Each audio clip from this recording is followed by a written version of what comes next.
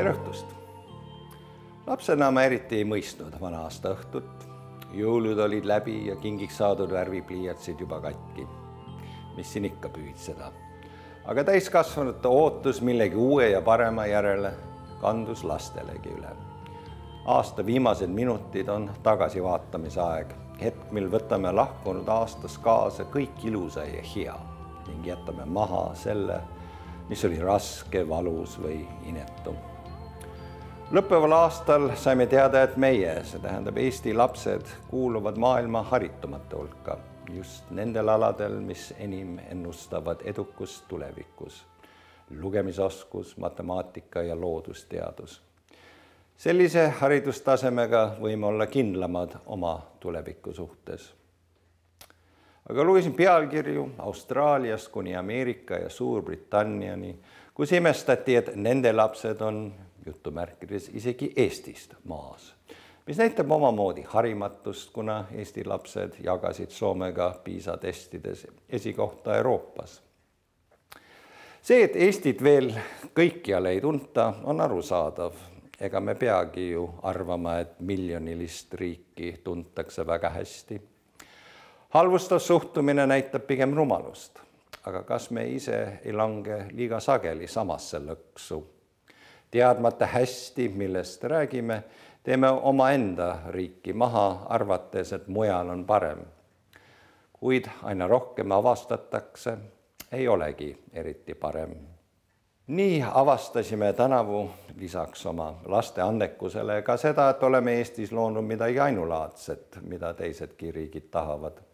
Me enda riigi e-lahendusi, neid samu asju, mida peame normaalseks ja millega oleme ammu ära harjunud, nagu elektrooniline pangandus, e-kool, e-maksuamet, e-valimine, digiretseptid, vaadatakse mujal ikka imedena või võimatute saavutustena ja peetakse niivõrd unikaalseks, et naabritki tahavad Eesti lahendusi kasutusele võtta. Peagi oleme olnud 10 aastat Euroopa Liidus. Puud, mille istutasime Eesti Euroopa Liiduga ühinemise päeval, on kasvanud meist pikemaks. Ka see pole tühi asi. Mitte kõik riigid, kellega iseseisvuse väljakuulutamisega koos alustasime, ei ole sammu pidanud. Veel 22 aastat hiljem lõhestab neid ebaselgus oma valikute tegemisel. Mitmed on 90. aastate alguses oma vabaduses hoopis tagasi läinud, nii riigi kui üksikisiku tasemel. Eesti aga on oma teed teadnud. Sestap tasub meil ka mõelda, kui me teeme üha laiemalt suuri žeste ja räägime hundi juttu ühes enim vabadusi nautivas riigis.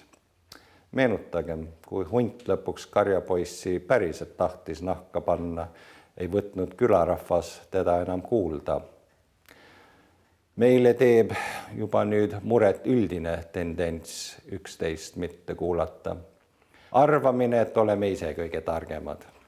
Me kõik, Abja Paluojast Toompeani, võiksime rohkem kahelda oma ainuõiguses, rohkem arvesse võtta teiste arvamusi. Aga see on võimalik vaid siis, kui me ise räägime viisakalt, kui me sõimlemise asemel pakume omapoolseid alternatiivseid lahendusi ja ka ettepanekuid, mida teised võivad samuti arvustada. Võistlema peavad ideed, mitte solvangud. Nagu kasvab puu, nii vajab ka riik iga ühe hoolt ja tähelepanu. Eestit saame korda teha ainult meie ise. Milline on Eesti täna ja homme ka aastate pärast sõltub meist. Meie igapäevaelu mõjutavad inimesed ise kordades rohkem kui Riigikogu. Vaadakem kas või maanteel toimuvat. Meil ei torma vastassuunast vastu riik, valitsus ega pime juhus, vaid inimene, kes on otsustanud eirata reegleid ja kaasliiklejate eluõigust. Valitsuse, Riigikogu, ka presidendi ülesanne on luua võimalused elamisväärseks eluks, kaitsta õigusi, hoida elukeskkonda turvalisena. Aga argiellu tungida me ei saa ega tohigi. Argielu on me kõigi loome. Armas Eesti rahvas, tegelik Eesti on igas Eesti kodus ja peres, igas inimeses, koolilastes ja õpetajates, kelle teadmiste ja tubliduse üle tunneme põhjusega uhkust. Järgmise põlvkonna tarkus on parim vaktsiin ebaviisakuse, ülbuse ja ükskõiksuse vastu. Tegelik Eesti on ettevõtlikes inimestes ja vabakonnas, kes loovad suuremat, paremat Eestit. Ja tegelik Eesti leidub ka meie loojates. Et uuel aastal paremad olla ei tohi me anda voli tüdimusele ja väsimusele, mis muutub kibestumiseks ja lõpuks vihaks, millega mürgitame meid ümbritsevaid. Eesti pole kunagi nii suur, et saaksime lubada endale viha kaaskodanikke, seega iseenda oma riigi vastu.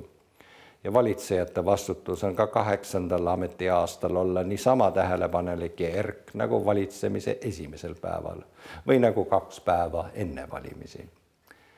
Head kaasmaalased, mul on lapsepõlvest meeles ka tavaline 1. jaanuari hommik. Ärkasin, tahtsin juba midagi tegema hakata, aga kõik täiskasvanud magasid alles. Ootasime vennaga kärsitult, et suured üles tõuseksid. Niisiis, ärgakem varem ja märgakem neid, kes meie kõrval. Meid ei ole palju, igaüks on tähtis, igaüks meist on kallis, hoidkem ja kaitskem üksteist.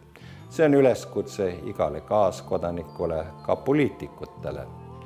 Uus aasta on igaühele meist mõne uue alguse võimalus. Kasutagem seda. Head uut aastat, armas Eesti!